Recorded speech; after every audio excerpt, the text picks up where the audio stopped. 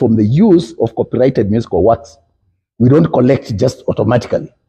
And therefore, we need to, every time someone is producing a song, to find a conducive environment. And last, of course, this brings me to what I was saying about Kekobo. That Kekobo's role, or the government role, is facilitative, not impediment. There's a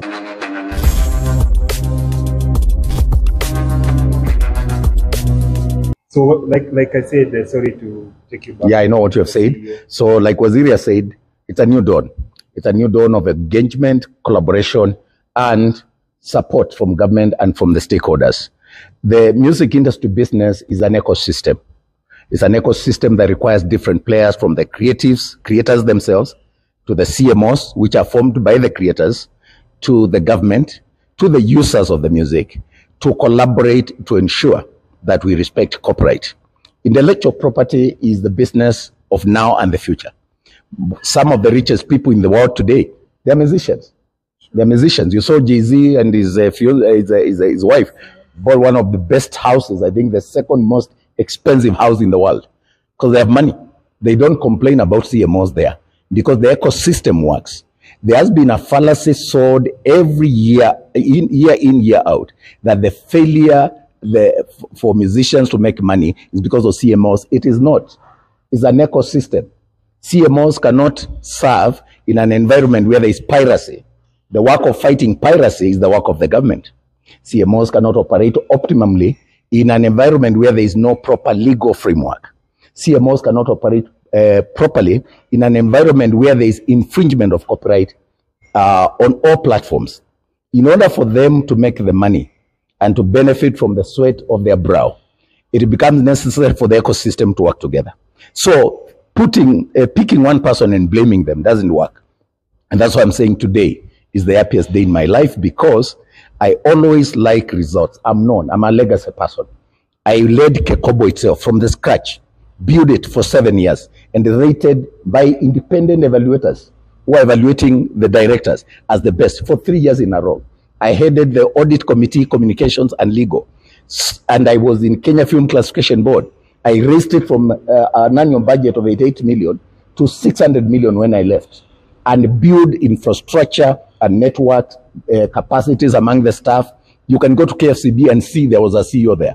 So I didn't want to come here and fail, because I came here and found disoriented, disorganized, disconnected system. And yet for us to be able to make business and put money in the pockets of musicians, the ecosystem has to work together. That's why I'm saying for Waziri to bring the parties together and say that as government, because you can't work without the government. You can't succeed in business in a place unless you're doing black market stuff without government. So for the minister himself to call us together and pledge his unequivocal support to the CMOs, and to plead that we open a new chapter, and to invite us to State House to witness the launch of Talanta Hela, and to be able to work together as an ecosystem for the benefit of musicians. This is the happiest day. We have always sang the song, Tutaweka pesa mfukoni kwa wasanii. When I was appointed last year around this time, I pledged that I would make Kenyan musicians billionaires. It couldn't work without what Waziri has done. And Waziri himself, when he was appointed, he called me on a Sunday morning and told me, my brother, be the champion of this so that we redeem and save our musicians from the oppression and from the suffering they have gone through. Now today we have begun the journey to ensure that our musicians are celebrated, our musicians make money, our musicians become rich. They don't just entertain us, they also live a good life that will inspire our young kids also to want to become musicians, because the musicians of now are living better. So this is really great news, and we want to thank Waziri for it. Do you think with the new signing everything is going to change, or how assurity will the musicians be that they, like what happened, they were receiving very less money from the previous time? Yes. Which assurity are you giving musicians that this is going to really change their lives and all? The MOU is not just a piece of paper. It is a culmination of discussions that we have had for the last 6 months. I was the first person, first CEO to visit Waziri the day he reported to this place. He left this boardroom for a press conference and we went to his office. And I stayed there until 9 in the evening. I meant business. And the same issues that we are raising about collaboration is what he has been working on to ensure that we set up a proper legal framework, to ensure that the licenses are given on time and there's enforcement, and we Waziri Gazette the right tariffs, which he has done already. That goodwill is what we are going to ride on, because an MOU would be a piece of paper without the goodwill. And you saw today we came not just as CEOs, we came with our chairman, we came with the boards to give support and life to the conversation that we have had today and the MOUs that we have signed. The MOU is just a framework to guide our relationship and our operations, but a commitment of intent that we really want to ensure that our musicians do not continue to suffer. We don't want to do fundraisers anymore for our musicians. We want them to have a medical cover. We want them to have a circle where they can save money. We are going to create awareness about financial literacy, ensure that our musicians are able, when they get a boom, to make money from that boom. As you know, music operates in seasons. You produce your kibao right now, it is hitting, it is playing everywhere, but after 3 months, it's no longer the same. And this is what has been impoverishing our musicians. That somebody like the guy who sang Vida comes up with a song, it is all over, but we are not collecting because we have no license. We are not collecting because the government is not supporting us. We are not collecting because we have no enforcement. So that music fades because it's seasonal. Music comes like a boom. It's like harvesting. The maize you plant in the shamba. If you harvest, and then for 3-5 years nobody is buying, you have no capacity, there is no market. What happens? The maize will rot. It's the same way with the music. It's seasonal. So when you produce Vida or you produce a song now, an album, if it hits and it is selling in all channels and all platforms, this is the time CMOs will reap, because they'll collect royalties for you. Because we collect from the use of copyrighted musical works. We don't collect just automatically. And therefore, we need to, every time someone is producing a song, to find a conducive environment. And last, of course, this brings me to what I was saying about Kekobo. That Kekobo's role, or the government role, is facilitative, not impediment.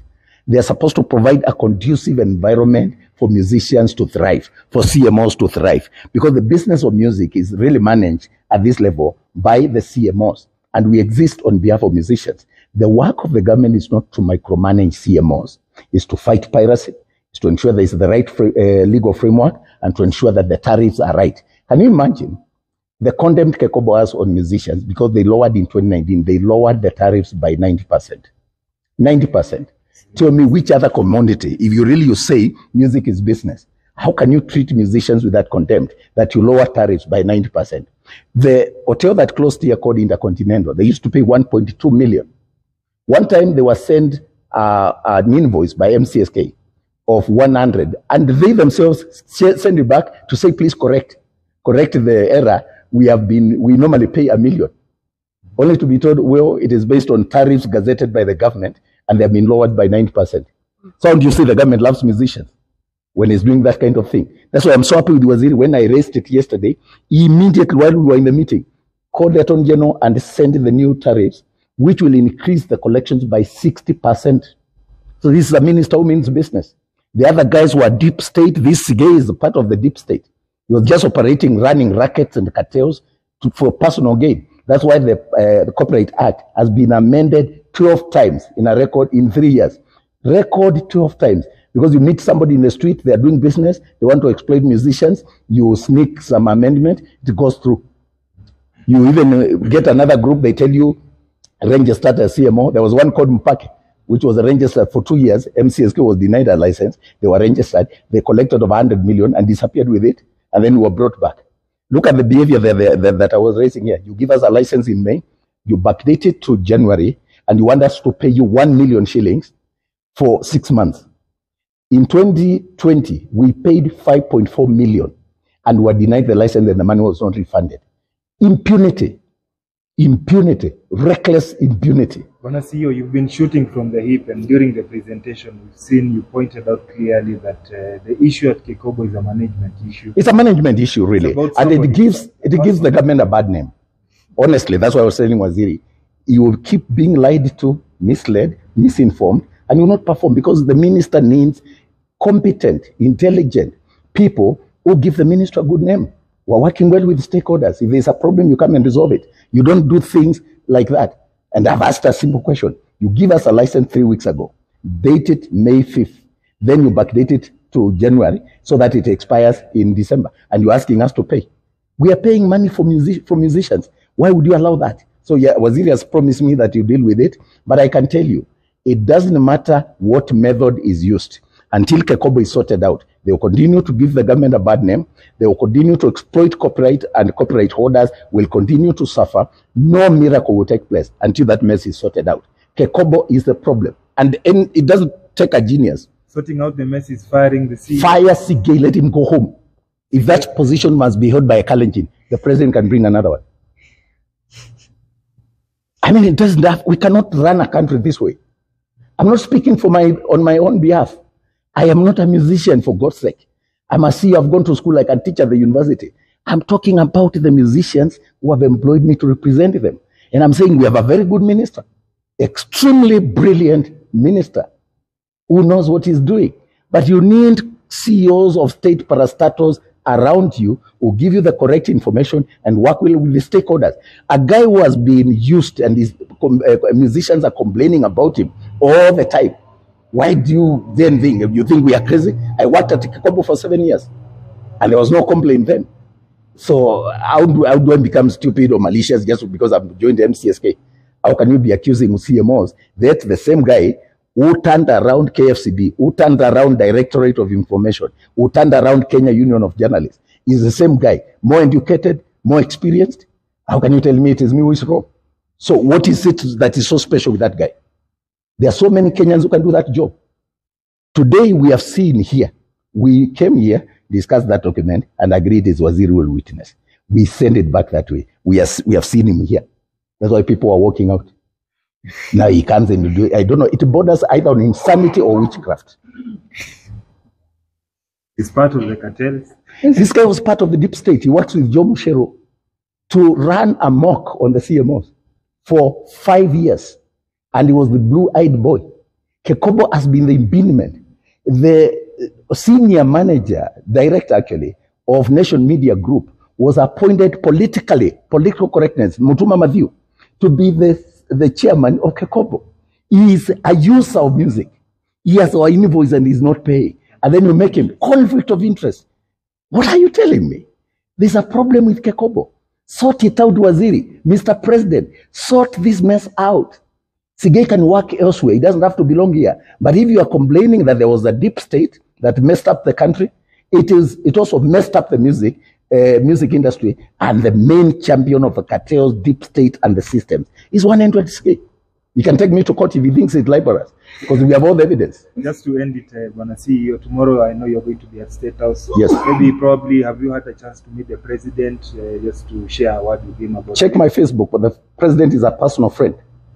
Yeah, I campaigned for him. I am his friend. I opened the chapel in Karen. I mean, we have come a long way. Check, I mean, from when I was director of information, even before, we've been friends for a long time, because I was also a student leader in Kenyatta University when he was also in YK 92. I'm not saying I was part of YK 92, but they were engaging with student leaders. And that's the time when I met him. Eloquent, dynamic, and no wonder. It gives me inspiration that actually I can also become a president. Thank you very much. Thank you very much. Asante sana. What do you propose? Would you speak in that position? Yeah. No. You know, there is a procedure for government to appoint